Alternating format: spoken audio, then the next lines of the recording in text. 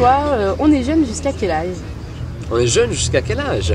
Ben, on peut être jeune toute nos vies, quoi. Tant qu'on est dans les études, ça nous permet de rester pas mal jeune, parce qu'on c'est vrai qu'on a moins de contraintes. Après 25 ans, il faut commencer à économiser un peu pour le futur. Jusqu'à 30 ans, on est jeunes comme nous, on va dire on profite un peu plus de la vie. Est-ce que tu penses qu'il est plus difficile d'être jeune aujourd'hui qu'à l'époque de nos parents?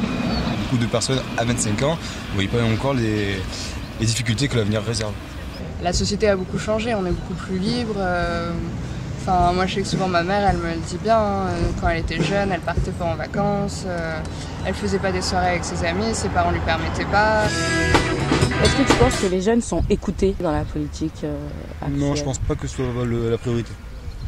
Je sais pas, mais bon, en même temps, la politique, est-ce que ça prend vraiment en compte grand-chose?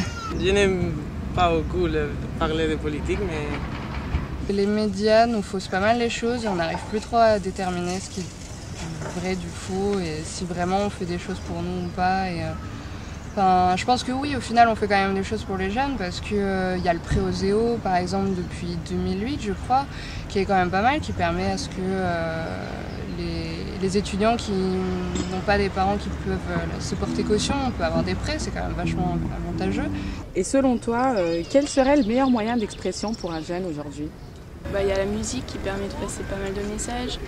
Notre génération, on est tout le temps sur Internet, sur Facebook et Twitter, etc. Que ça permet à beaucoup de monde de voir les idées d'autrui. Faire du bruit. Faire du bruit, voilà.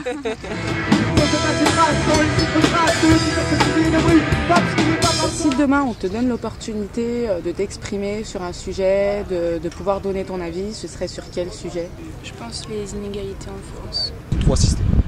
On est en France, donc certes la France c'est un pays social, d'accord, pas de problème, mais je trouve qu'il y a beaucoup trop d'aides et que beaucoup de personnes en profitent. Le problème c'est ceux qui en profitent.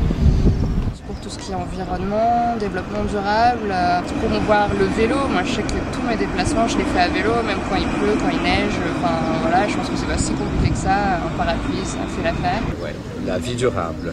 Et puis aussi l'égalité de tous. Par exemple, rien que le sujet actuel sur le mariage pour tous, moi je trouve ça scandaleux que des gens manifestent contre le droit de certains. Enfin...